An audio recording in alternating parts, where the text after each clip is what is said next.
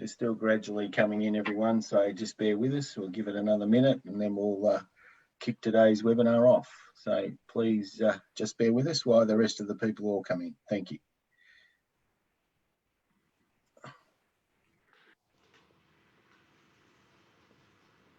Can I ask anyone who's got their microphones on, who's in the audience, that they could ensure they're muted so we don't get any feedback? Thank you.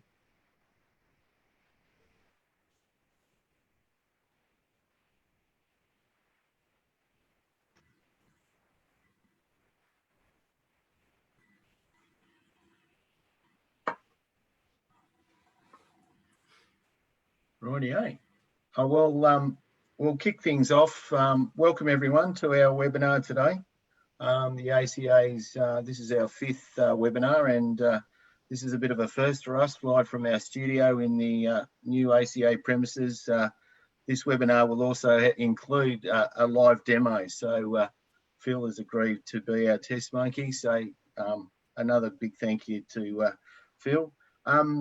Look, I just wanted to say g'day to everyone. For those who don't know, I am Dean Walls, my name. I'm actually lucky enough to be the chairman of the board and represent the ACA as a whole. So I'd like to welcome you along. Look, I understand we're all still going through testing times, and it's great for all of you to join us today and take advantage of our free and live webinar presentation.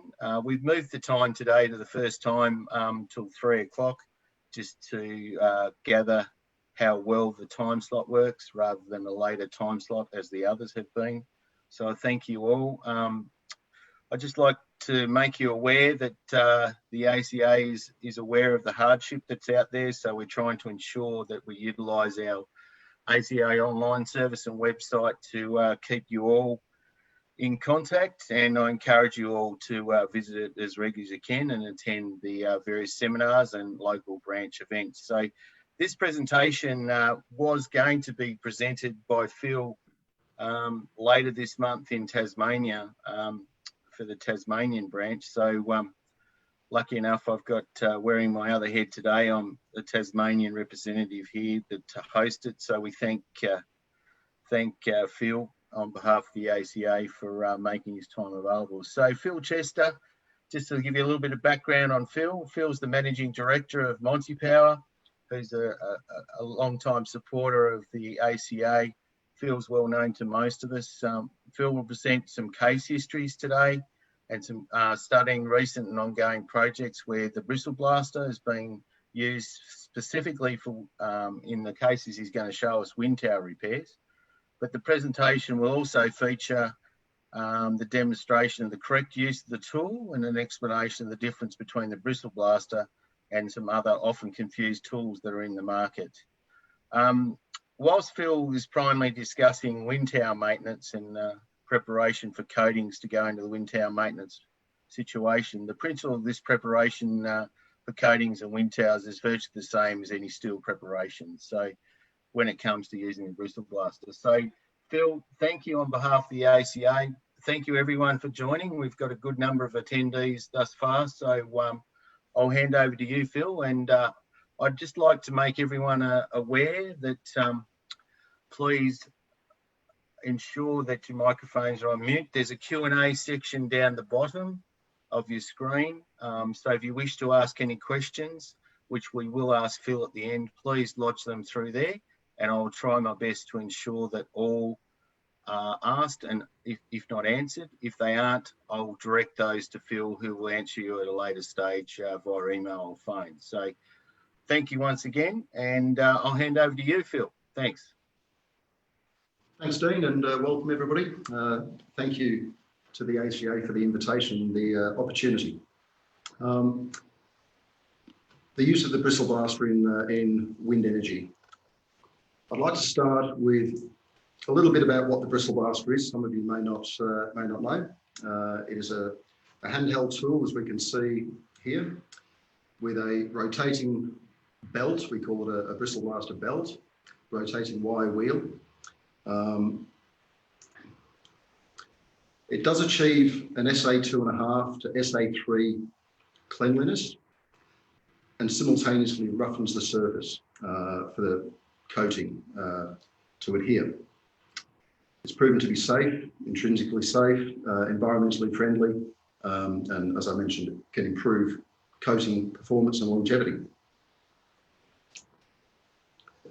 To compare quickly the Bristle Blaster to a conventional wire brush on a grinder, we can see on the right-hand side of the screen, the wire brush strikes the surface and scratches across the surface for a period of time. Generates heat, which is not ideal. The Bristle Blaster, on the other hand, as the wires rotate, they catch on the accelerator bar, strike into the surface and rebound, leaving crater-like indentations comparable to grip blasting. Minimal heat generation, no grinding marks, which is critical, as we'll see soon. The Bristle Blaster is currently available in 2 drive units, pneumatic and electric. We'll be seeing the electric in use today, and that's the predominant tool in the wind sector. On the horizon, and very soon I'm told, we'll see a cordless tool and a wide. And the wide is a new drive unit, new electrical drive unit with 2 belts that has proven to be up to 3 times faster than the current tools with 1 belt. The Bristle Blaster belts are available in carbon steel and stainless steel. Stainless steel used for working on stainless aluminium so they don't contaminate the surface. And both are available in 23mm wide and 11mm wide belts. The adapter system that holds the belt to the tool, there are 2 types of adapter currently available. The conventional adapter is the aluminium one that we see bottom left. 2-piece adapter with a bolt going through the middle. The one that's proving fairly popular in the wind sector, wind energy sector, is what we call a quick add adapter. And that's the black one. Now there's no bolts, there's no Allen key, you pull the face off, replace the belt, and off you go again. Which, if you're hanging from ropes on a wind tower, fiddling around with an Allen key and the bolts, and if you drop something, hence the quick add is proving more popular in this sector. Dean mentioned a tool that is sometimes confused with a Bristle Blaster, certainly in the early days. 13, 14 years ago, as a Bristle Blaster came onto the market, a tool known as an MBX was confused and inadvertently used sometimes in place of a Bristle Blaster. You can see the MBX belts look quite similar. The tool looks quite similar. But as I've got intentionally clear as day in the middle of the screen, no accelerator bar. And we'll see the importance of the accelerator bar in the performance of the tool. A Bristle Blaster belt is identified by the fact that it's red. Now, there are other differences between it and an MBX belt. The MBX belts do fit on a Bristle Blaster, but will not achieve the required cleanliness nor roughness for good coating adhesion. So the very simple, basic fact is, if it's red, it's a Bristle Blaster belt.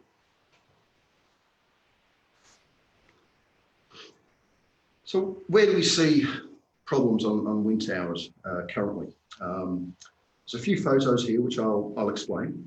We've probably all seen that photo in the top right, something like that with an angle grinder being used.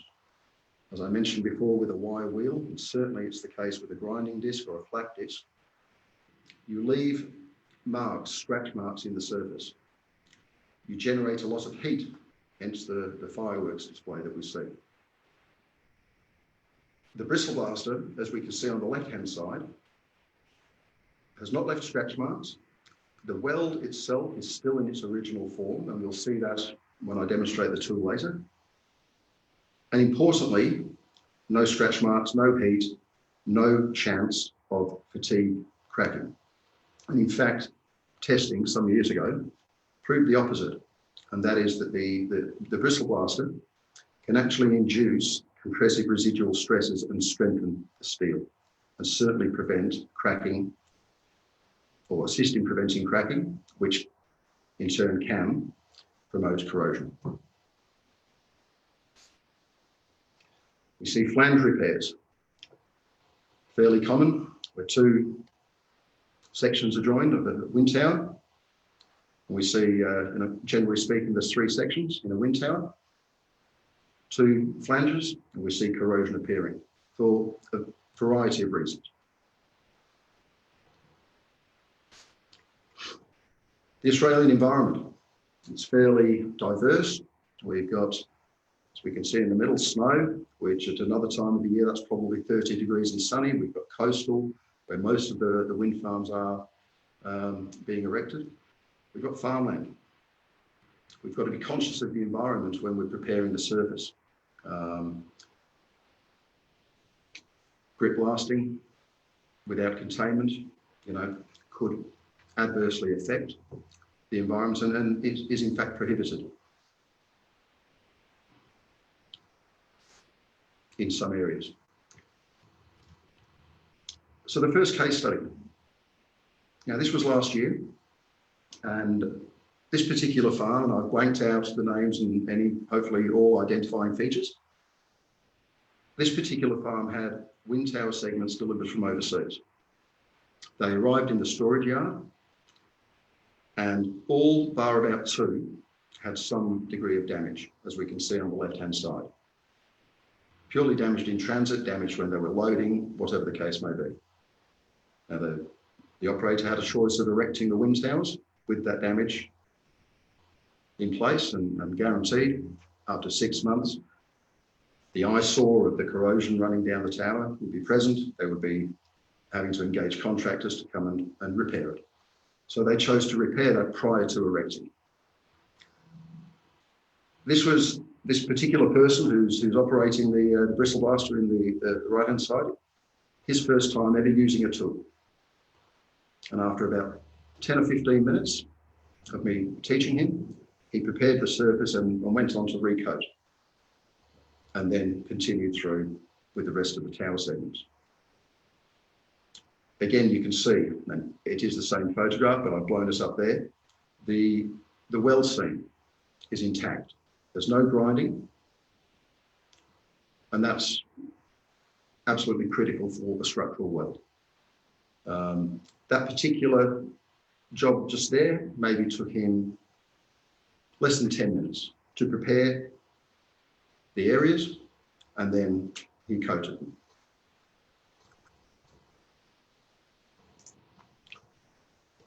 Second case study, which is ongoing at the moment. It looks like the incorrect coating was potentially applied to begin with. This particular farm is in close proximity to the coast, and you can clearly see the corrosion that's been appearing in the flange joints.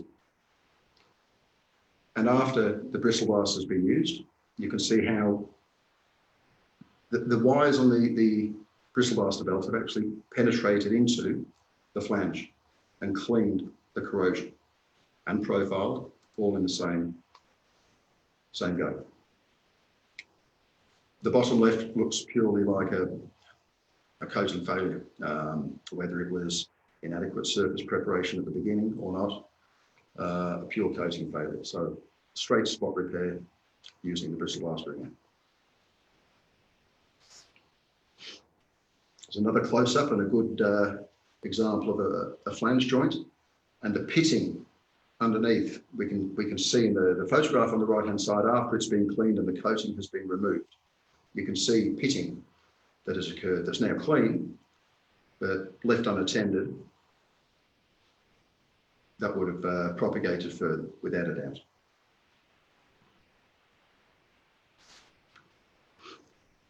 Weld seam, we mentioned it again.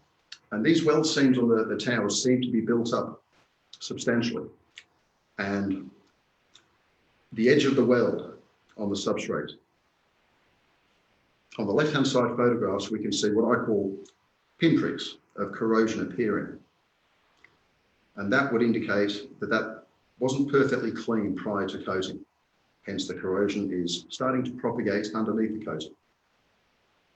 On the bottom photograph on the left-hand side, we can see a number of the same types of pinprick. The bristle blast has actually cleaned thoroughly that edge and removed all of the corrosion and profile.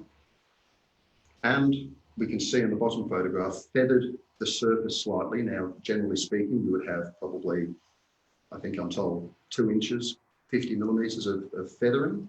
And the bristle blaster will feather the existing coating for the overlay of the new coating. But that's a good example there of a well seam that hasn't previously been prepared properly and now has no corrosion remaining.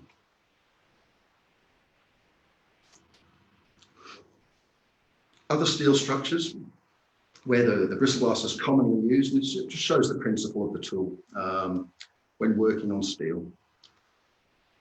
Field joints and pipeline, offshore use, essentially anywhere where a clean SA2.5 white metal finish with an anchor profile is required, and grit blasting might be prohibited, inefficient for spot repair, whatever the case may be. The bristle blaster is, generally speaking, huge.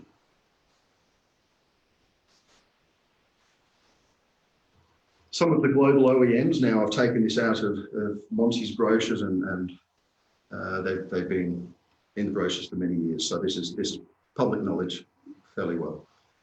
Some of the global OEMs that have used the bristle blaster on their assets around the world.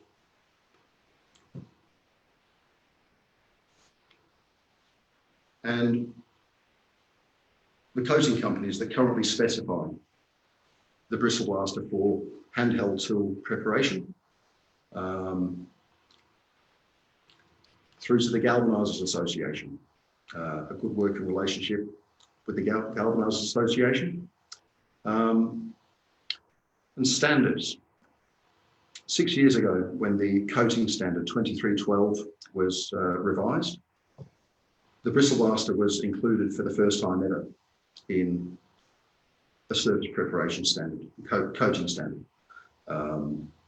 albeit not ideally for my liking, but it is in there and recognised as a tool for handheld surface preparation.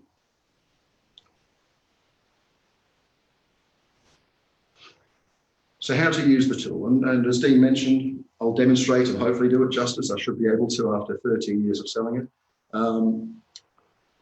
The accelerator bar, the picture on the left-hand side, the accelerator bar should remain about a finger's width from the work surface. If it's too close, the wires can't flick. If it's too far away, the flicking action's taken place. So around about a finger's width off of the work surface. The middle shot is demonstrating, as is the right-hand photo, not too much pressure, but also not to use the tool on too much of an angle. Keep it perpendicular to the surface, allow the wires and the tool to do the work. A little bit of pressure is needed, and you'll see it's a visual mechanism, but not too much pressure, otherwise you will actually diminish and reduce the profile, the surface roughness, and prematurely destroy the belt. So too much pressure, certainly not necessary.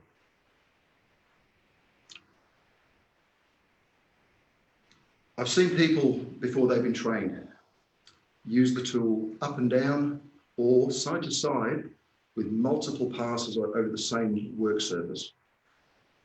It's not necessary. Side to side action and moving towards yourself, and maybe 1 or 2 passes over the same area. Too many and you will flatten the profile, the anchor profile. So side to side and towards yourself. And what we're aiming to see is the crater-like indentations that we see on the right-hand side of the screen. So I couldn't fit a wind tower in here, I'm sorry. I've got a piece of steel that has been made up and mocked up to replicate the well seams on a wind tower and built up sufficiently that hopefully I can show you how we clean the well thoroughly without grinding. I've also left on here intentionally some mill scale, because mill scale generally is harder to remove than a coating.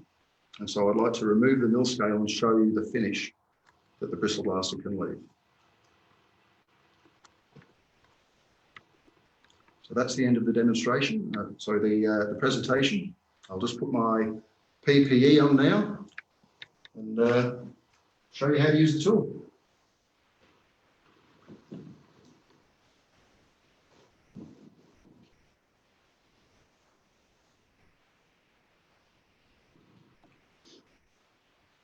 Now the one bit of PPE that we specify that's mandatory is these, for obvious reasons.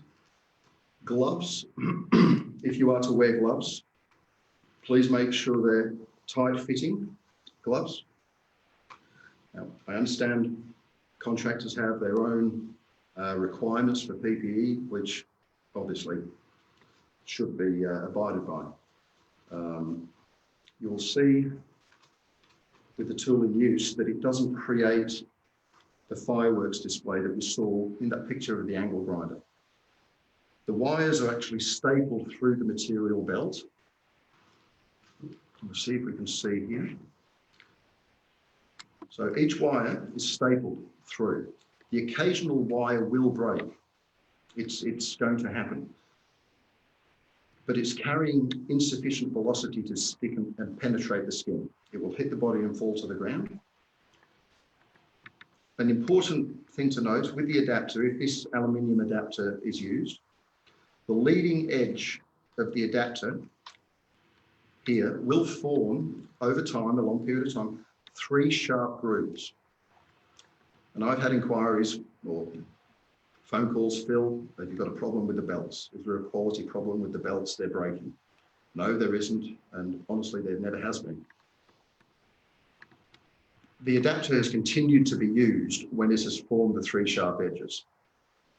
It will then cut through the wires, cut through the material ultimately, and the stitching that is in the belt, and the belt will fall apart. So as those 3 sharp grooves appear, very simply, take the adapter off, turn it around, put it back on, use it the other way. Then when that side is worn as well, replace it. And you'll ensure that the belt lasts as long as it should. So this weld seam at the top, if we can see this, just here, I'll work on this weld seam. That's a little bit I did earlier to make sure it's going to work. I'll work on here and I'll work about here and remove some mill scale. So keeping the accelerator bar roughly a finger's width.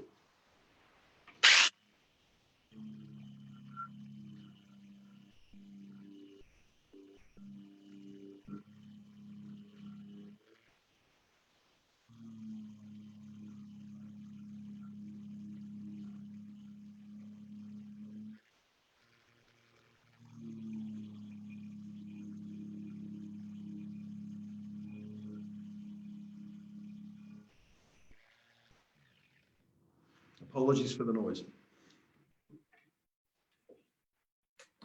Now, there's no heat generated there at all. That's still cold. And if we can zoom in and see here, how even the entire shape of the weld has been retained. We've cleaned in the edges and we've roughened the surface, all in one measure. And if we can move up slightly and just have a look here, we've removed the mill scale as well. So that's how easy the tool is to use. A few technique requirements, not too much pressure, visually looking at the surface as you're working, vary the pressure slightly, and you'll see the roughness appear. And then side to side, on this particular weld, I worked on a slight angle underneath and on a slight angle on top. And hopefully that's what our friends in the coating companies want to see. that is the end of the demonstration, unless through the question process people would like to see any more or any less. Or,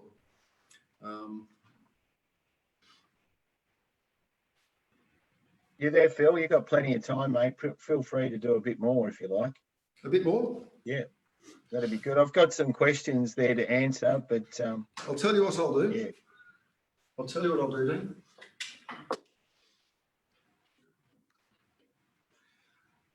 I have here the wide.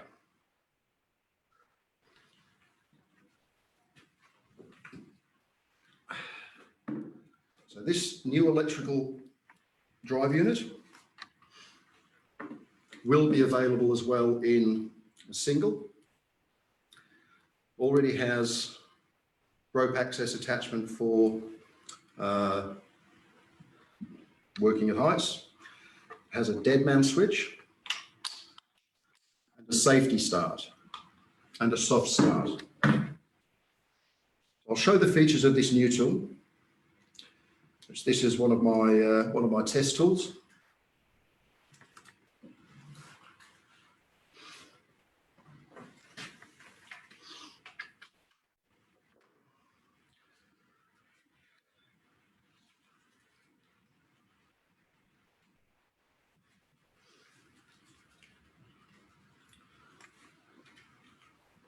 So the safety start feature, many of you may already know, if you inadvertently have the trigger turned on, the tool switched on, and then you turn the power on, it will not start. You'll have to release the paddle switch and reapply it. And the soft start simply means when you start it, it doesn't jerk in your hand too much. So you can see the nice steady soft start.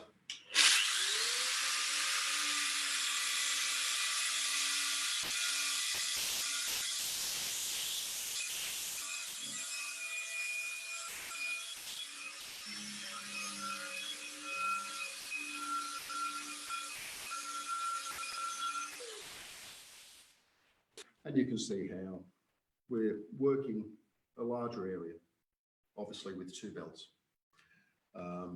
Again, easily removing mill scale. I would use a single belt for working on a well seam, but for a flat surface, a larger surface area, the wide is absolutely ideal. And as I said, rope access, attachment, vibration, reducing handle.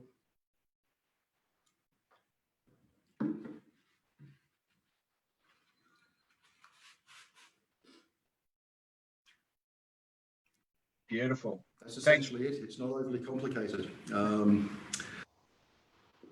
Got to thanks, Phil. Keep your gloves on. There might be a couple of questions you might be able to show a couple of people here. But yeah. First question we've got from Mr. Peter Dove, and thanks, Peter, for joining. How long do the belts how long do the belts last, and how many square meters will you get out of a belt? We say one bit, obviously it depends on the level of corrosion, the substrate, and how the tool's treated. But on average, 1 square meter per belt, with an average roughness of around 62 micron over that square meter. Now the belt continues to work after a square meter, but the surface roughness diminishes. So it does depend on the substrate. Something like this steel, certainly a square meter per belt. And as often I'm asked, how long does it take to do a square meter? I can do a square meter in about 50 minutes. Be safe, we say an hour per square meter. With the wide, with this tool, 20 minutes per square meter. So substantially faster. Okay. Another question we got here for you, Phil, is how does it go cleaning in and around bolts and fasteners? Perfect. Perfect? Perfect. Because it's not grinding, It will clean around bolt heads without damaging that bolt. It will roughen it, obviously. There is a tool which I have here, and I'll show you, that's used for accessing, say in a wind tower, you have the inside of the flange where all the bolts are, and the bristle blaster is going to struggle to get behind those bolts. And that's where this tool comes in. Now, this is the die blaster. You can see one immediate difference, apart from the fact it's green. The head is perpendicular to the tool. So you can drop this down behind bolts and easily access those areas where the bristle blaster cannot access. The die blaster also has an accelerator bar that is removable, and that in turn improves the access in certain areas, but it will reduce, again, the work of the belt. But the bristle blaster or the die blaster will certainly clean around bolt heads. Yep. Okay, so another question we got here from Chris is, how would you clean a fillet weld with limited access? Similar. Fillet weld as in here? Yeah. Is that what Chris is meaning? Yeah, with limited access. In an angle? I think he's in, yeah. Yep. The 11mm belt? That's a good question.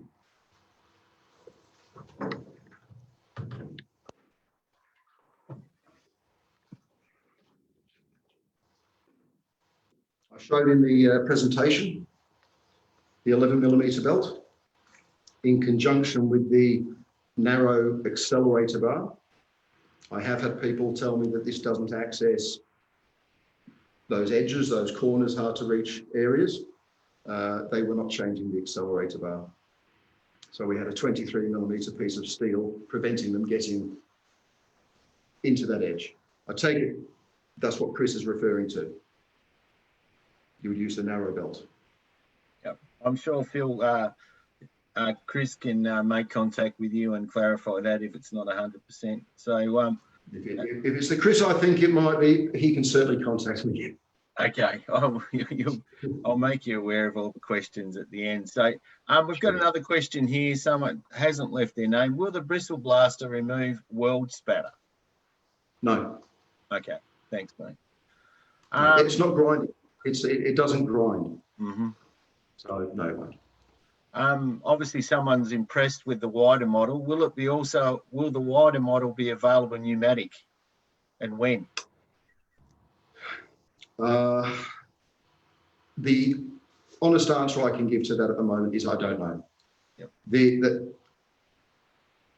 The power required to drive two belts compared to one, in the electric version, we have to go from 700 watts to 910 watts, essentially because of the resistance provided by the accelerator bar. The pneumatic tool runs on 90 psi ideally. I've done some preliminary testing and just messing around at work and just putting two belts on a pneumatic tool. I wound us up to 120 psi and still it would not rotate at the required speed. We need to be able to maintain the speed and the torque in the tool. And at the moment with an air-driven unit, we're not able to do that with two belts. Okay, mate. Thank you. Another question here that we've got from John. Is there an underwater model? Yes. Yes.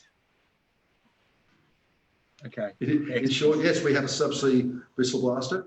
Okay. It is still new, and it's part of a kit, so it's not just the tool. Yeah. You need a special pump to drive it.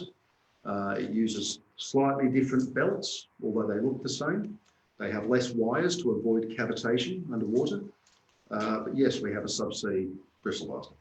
Okay. Just a quick one on the safety. Rob's just asked a question in relation to intrinsically safe. Is there a difference between the pneumatic model and the electric model? Is there certification provided if required? Absolutely.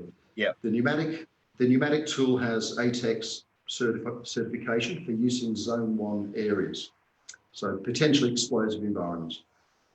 The electric tool, being a brushed motor, we're not going to get ATEX approval because you have 240 volts and sparks within the tool itself.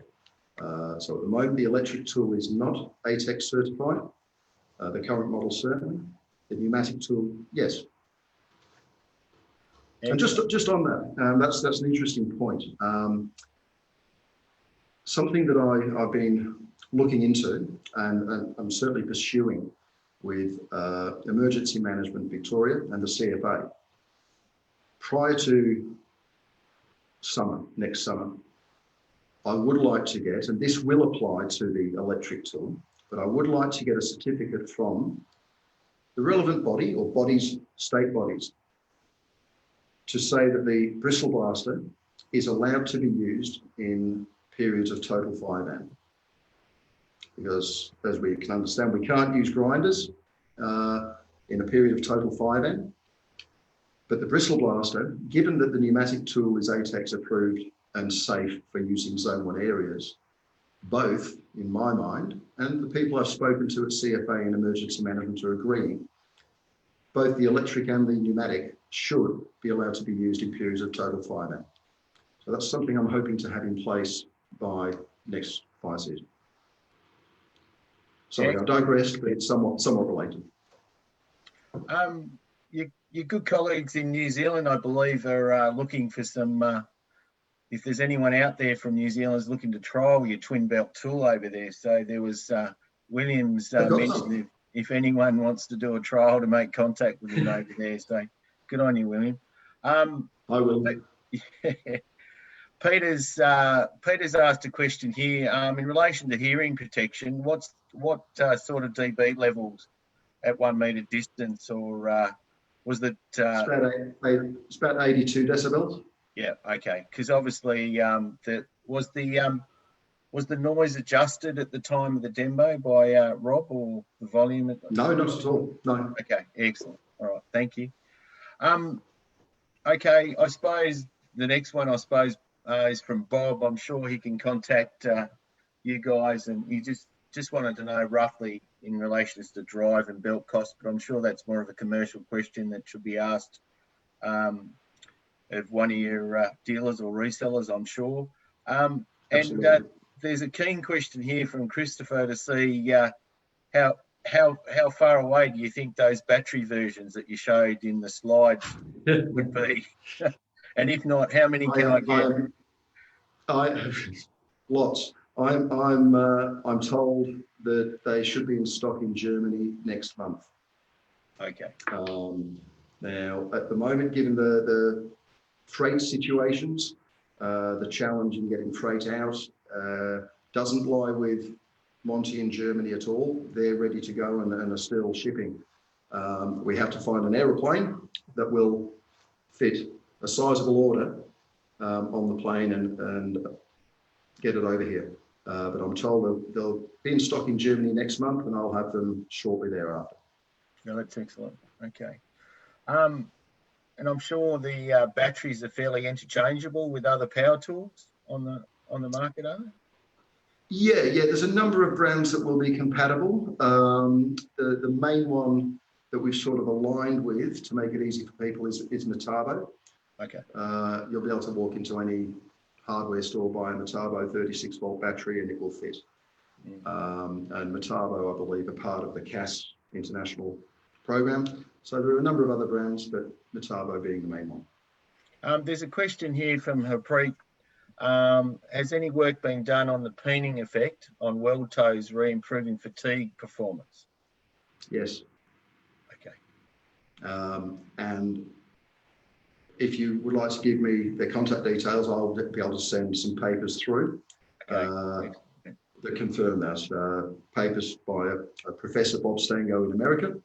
He was the first to work on this, but also locally, we've had a consultant do extensive testing, specifically to do with railway butt joints and the welds and the effect there. Yes. Yeah, okay. So There's another question. It's unanimous, but there's a few people on their Samsung Galaxy S7s or their iPhones. What's the rough profile roughnesses are you achieving with the tool? Oh, yeah.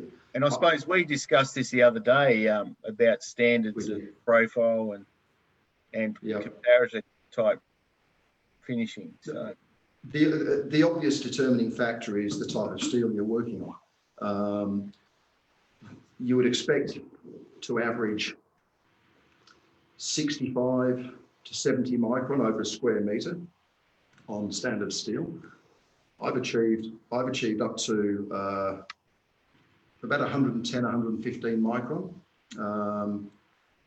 working on clean, fresh steel, but averaging 65 to 70 odd micron, absolutely. It also does depend on, like, a new belt is going to give you a higher profile than a used belt. We have ExxonMobil many years ago specify, we're going back 10 years here, I think, specify one belt per weld seam on pipeline to guarantee that they achieved 75 micron. And every inch of that preparation on that pipeline was at least 75 micron. Okay. Okay, so the next one's from another phone user. The duration of the belt life on unpainted versus painted surfaces. It's actually from Tracy, actually. So yeah. So what's the differential there? Depends on the coating. Depends on the coating. Depends on the paint. It depends on the thickness of the paint, and again the condition of the substrate. But if you were to take a standard protective coating, for example, we're talking about wind towers at the moment. The standard sort of paint that we see on there, it would probably make a difference between a metre and a half. It doesn't make much of a difference. It just takes a little bit longer to get the paint off and to work through that paint and then clean and profile the steel. Okay. Not much of a difference in the case of paint.